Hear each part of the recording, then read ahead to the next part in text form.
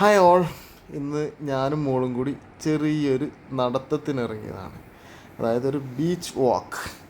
അപ്പോൾ ബീച്ച് സൈഡിൽ കൂടെ കാപ്പിൽ ബീച്ച് മുതൽ വർക്കല ബീച്ച് വരെയുള്ളൊരു യാത്ര 7 കിലോമീറ്റർ, 14 കിലോമീറ്റർ ആണ് ഞങ്ങൾ ടാർഗറ്റ് ചെയ്തത്.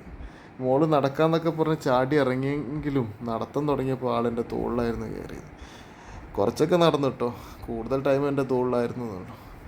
അങ്ങനെ ഞങ്ങൾ ഏകദേശം ഒരു 6 മണി സമയത്ത് യാത്ര തുടർന്നു. അടിപൊളി വൈബായിരുന്നു കേട്ടോ, നല്ല രസമായിരുന്നു. ആ സമയത്ത് ആരും ഉണ്ടായിരുന്നില്ല. കുറച്ചങ്ങോട്ട് ചെന്നപ്പോൾ കുറച്ച് റിസോർട്ട് ഏരിയകളിൽ കുറച്ച് നോർത്ത് ഇന്ത്യൻസും ഫോറിൻസിനെയൊക്കെ ഞങ്ങൾക്ക് കാണാൻ പറ്റി. അങ്ങനെ ഞങ്ങൾ ഒരുപാട് ദൂരം ഇങ്ങനെ നടന്നു പോയി പല വഴികളിലൂടെ. അങ്ങനെ വർക്കല ബീച്ചിൽ ഏകദേശം എത്തി. ഏകദേശം ഒരു മണിക്കൂറിലധികം എടുത്തിട്ടുണ്ട് കേട്ടോ. അപ്പോൾ ഞങ്ങൾക്ക് ബ്രേക്ക്ഫാസ്റ്റിന് സമയമായതുകൊണ്ട് മോള് വിശക്കുന്നുണ്ട് എന്ന് പറഞ്ഞു. വിശപ്പൊന്നും ഇല്ല അവൾക്ക്, അവൾ ചുമ്മാ ഉടായിപ്പായിരുന്നു. ഭക്ഷണം വാങ്ങിച്ചു കൊടുത്തപ്പോൾ ഇങ്ങനെ കളിക്കുമായിരുന്നു അതിൽ.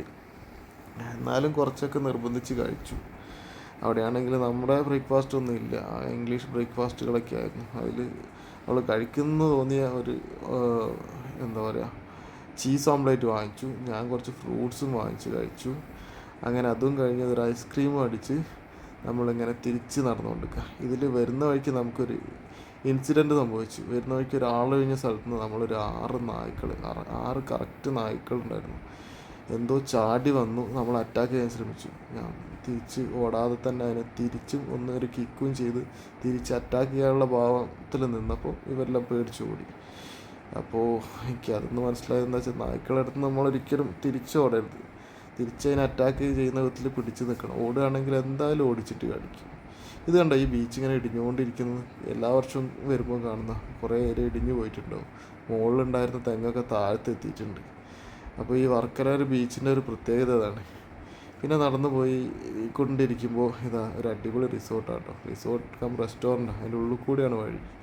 കുറേ ഏരിയ നമുക്ക് ബീച്ച് സൈഡിൽ കൂടെ കിട്ടില്ല, കുറച്ച് ഹൈറ്റിൽ കൂടെയൊക്കെയാണ് കിട്ടുക. അങ്ങനെ ഹൈറ്റിൽ കൂടെയൊക്കെ ഇറങ്ങി അവസാനം വീണ്ടും താഴത്തെത്തി. ഇപ്പോൾ കുറച്ച് ആളുകളൊക്കെ കൂടിയിട്ടോ. മൊത്തം വന്നപ്പോൾ അത്ര ആളൊന്നും ഇല്ലായിരുന്നു. എല്ലാവരും യോഗയ്ക്ക് വേണ്ടിയിട്ടും വെയിൽ കൊള്ളാനും അങ്ങനെ ടൂറിസ്റ്റുകളൊക്കെ ഇങ്ങനെ പുറത്തിറങ്ങുന്നൊരു സമയമാണ്. കുറേ ആൾക്കാർ നീന്തുന്നുണ്ട്.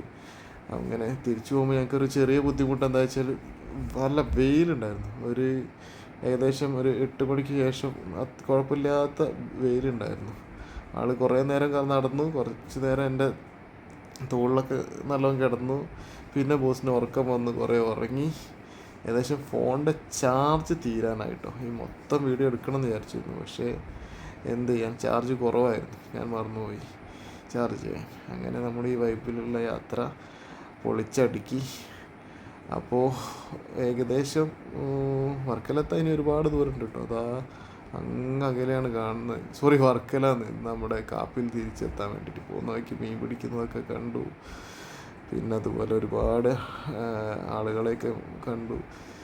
പിന്നെ ചില ഏരിയയിൽ കണ്ടില്ല, ഈ കറുത്ത കരിമണലാണ് കാണുന്നത്. ആ ഏരിയയിലേക്ക് കൂടിയൊക്കെ നടന്നു. പക്ഷേ ഇവിടുത്തെ ബീച്ച് അടിപൊളി കേട്ടോ.